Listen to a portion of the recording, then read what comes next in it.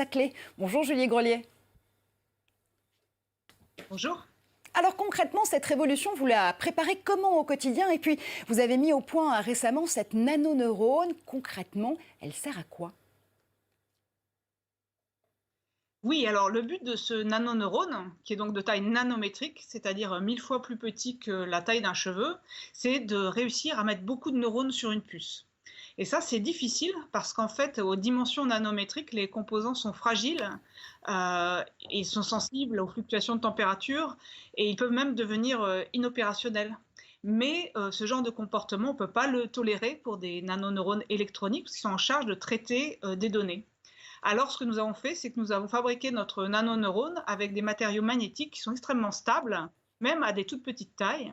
Et grâce à cela, notre nanoneurone a pu reconnaître des chiffres entre 0 et 9, même s'ils étaient prononcés par des personnes différentes. Et puis ensuite, plus récemment, on s'est demandé comment est-ce qu'on allait arriver à connecter tous ces neurones entre eux. Parce que dans le cerveau, chaque neurone est connecté à 10 000 autres. Et ça, c'est vraiment très dur à réaliser avec l'électronique actuelle. On pourrait essayer de les connecter avec des fils, de les relier ainsi, mais on ne sait pas très bien faire, ça serait de la très très haute couture. Alors on a eu une autre idée, l'année dernière, en 2018, on a montré que nos nanoneurones pouvaient communiquer en fait par ondes radio.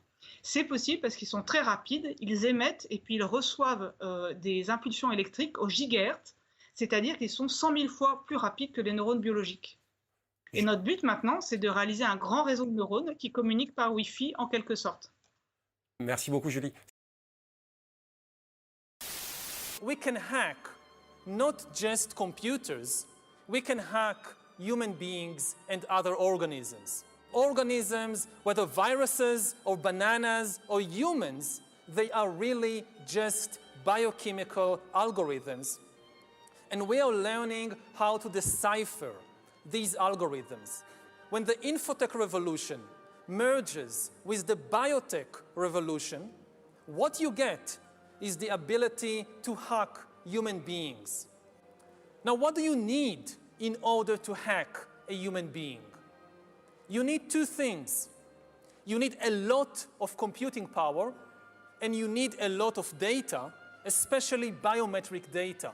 Not data about what I buy or where I go, but data about what is happening inside my body and inside my brain.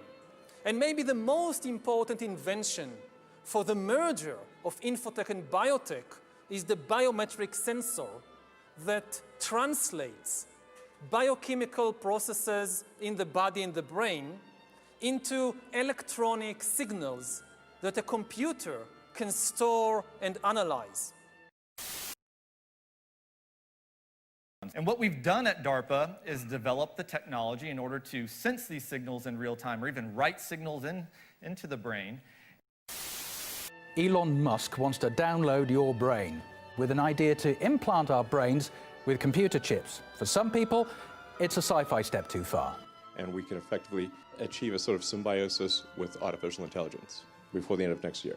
And then the interface to the chip is wireless. So you have no wires poking out of your head. It's basically Bluetooth to your phone. Action potentials produce an electric field that spreads from the neuron and can be detected by placing electrodes nearby, allowing recording of the information represented by a neuron. How do we do all of this? So this may be your first time hearing about a direct neural interface. And in the middle of the screen up there is actually an example of one of the types of neural interfaces that we're using in humans today. So this is a sensor array. It's about 4 by 4 millimeters. And on this sensor array, there are 96 sensors. Each one of the tips on that little array can detect between 1 and 3 neurons in your brain. All right, and we have the technology in order to identify those neurons, amplify their activity. There's minuscule signals actually happening in your brain. We can send those signals into a computer, and that computer can interpret what all of those signals actually mean when you're thinking about trying to do something. And we can place these sensors anywhere in your brain or even in your peripheral nervous system.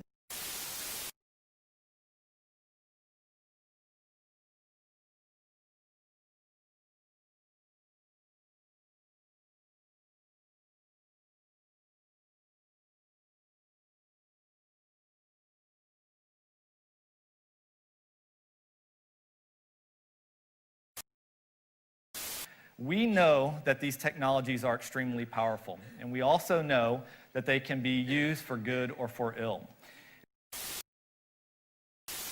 Today, data is the most important asset in the world. Those who control the data control the future not just of humanity, but the future of life itself. And once you have enough such biometric information and enough computing power, you can create algorithms that know me better than I know myself. You will not be able to hide from Amazon and Alibaba and the secret police.